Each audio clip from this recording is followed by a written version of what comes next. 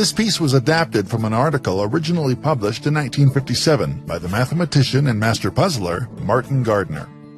For 25 years, Gardner wrote a beloved column called Mathematical Games for Scientific American. To celebrate his legacy, in 2020, the magazine collected some of Gardner's best pieces in an e-book entitled Adventures in Flatland. Who has not as a child played tic-tac-toe?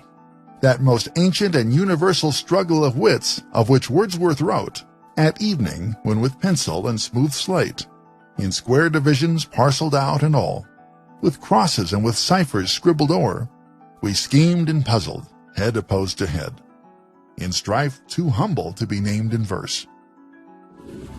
Forms of tic-tac-toe were popular in ancient China, Greece, and Rome.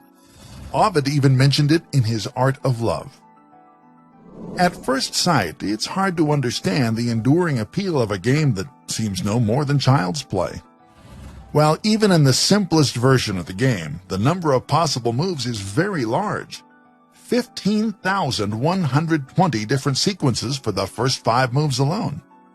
There are really only a few basic patterns, and any astute youngster can become an unbeatable player within an hour or so. But tic-tac-toe also has its more complex variations and strategic aspects. In the lingo of game theory, tic-tac-toe is a two-person contest that is finite. It comes to a definite end.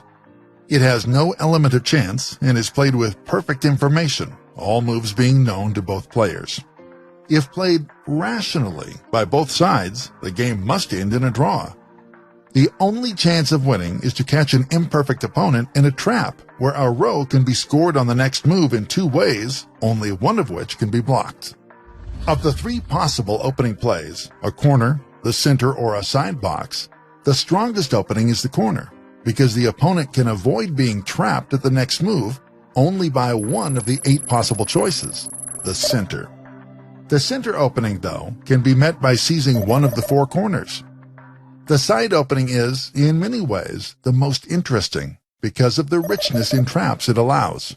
A very ancient variant of the game gives each player 3 counters. Nowadays, one player can use pennies and the other dimes. The 2 players take turns placing a counter on the board until all 6 are down. If neither player has won by getting 3 in a row, then each is allowed to move 1 counter per turn to an adjacent empty square. But she can move only vertically or horizontally, not diagonally. Since the first player would have a sure win by placing her first counter in the center box, this opening is usually barred. But after any other opening, the second player must immediately take the center to avoid defeat. This game also ends in a draw with perfect play, but it swarms with potential traps on both sides. Other variations of the game permit diagonal moves. One of them is attributed to early Native Americans. A freewheeling French version called Le Pendu, the Hanged, allows any piece to be moved to any vacant cell. This game is believed drawn if played rationally, whatever the opening. The moving counter game can also be played with a matrix of 16 boxes, 4 by 4, each player using 4 counters and striving to get 4 in a row.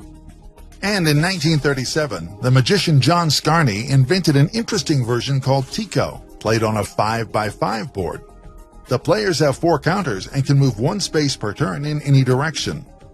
The goal is to get the 4 in a row, straight or diagonal, or to assemble them in a square formation on 4 adjacent cells. There's also a reverse version of simple tic-tac-toe, in which the first player to get 3 in a row loses. The second player has a decided advantage, but the first player can force a draw if he makes his initial move correctly. We'll leave it to you to discover what the first move must be. Several 3-dimensional tic-tac-toe games have been created as well. On a 3 by 3 by 3 cube, the first player has an easy win, but a more complex version with a 4 by 4 by 4 cube is probably a draw if played rationally. 4-dimensional tic-tac-toe can be played on an imaginary hypercube cut into single-layer blocks. In the 4 by 4 by 4 by 4 version, the object is to get 4 marks in a straight line on the hypercube. This is achieved by lining up 4 marks in a cube, formed by piling up in serial order 4 blocks that occupy the same row or column or main diagonal. In this game, the first player is believed to have a sure win, but in the 5 by 5 by 5 by 5 version, the game probably must be a draw if played perfectly. The ancient Japanese game of gomuku, or 5 stones, is played on the intersections of a go board, which is equivalent to playing on a 19 by 19 square. Players take turns placing counters from an unlimited supply until one player wins by getting 5 in a line, vertical, horizontal, or diagonal. No counter moves are allowed. This game became popular in England in the 1880s under the name of Go Bang. The first electrical machine for playing tic-tac-toe was invented by Charles Babbage, the early 19th century originator of calculating machines. Babbage planned to exhibit this machine in London to raise funds for more ambitious projects, but he never built it, because exhibits of other curious machines at the time turned out to be financial failures. A novel feature of Babbage's robot was the fact that, when faced with a choice between equally rational lines of play, the machine made its selection on a random basis through a built-in mechanism, choosing one play if the number of games it had won up to that point was odd, and the alternate play if the number was even. An inquiring spectator, observed Babbage, might watch a long time before he discovered the principle upon which the robot acted. It isn't difficult to design a tic-tac-toe machine or program a digital computer to play a rational game. But the problem becomes more complicated if the machine is to be designed to win the maximum number of games against inexperienced players. The difficulty lies in guessing how a novice is most likely to play. Just how shrewd will he be? To see the sort of complications that arise, let's consider the simple game, identifying the cells by number, as on the board depicted here. Assume that the novice opens by taking cell number 8.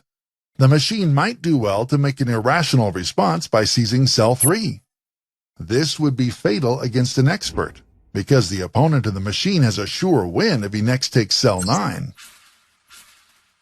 But an inexperienced player is unlikely to hit upon this one winning reply.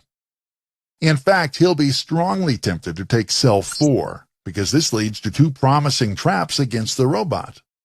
The machine, however, can now spring its own trap by taking cell 9, followed by 5 on the next move. In short, the machine may win more often with reckless strategies than with safe, rational lines of play, which are apt to lead to a draw. A truly master player, robot or human, would not only know the most probable responses of novices in general, but also would be able to analyze each individual opponent's style of play to determine what sort of mistakes he's likely to make, and also take account of the novice's improvement with increasing experience. At this point, the humble game of tic-tac-toe plunges us into far from trivial questions of probability and psychology.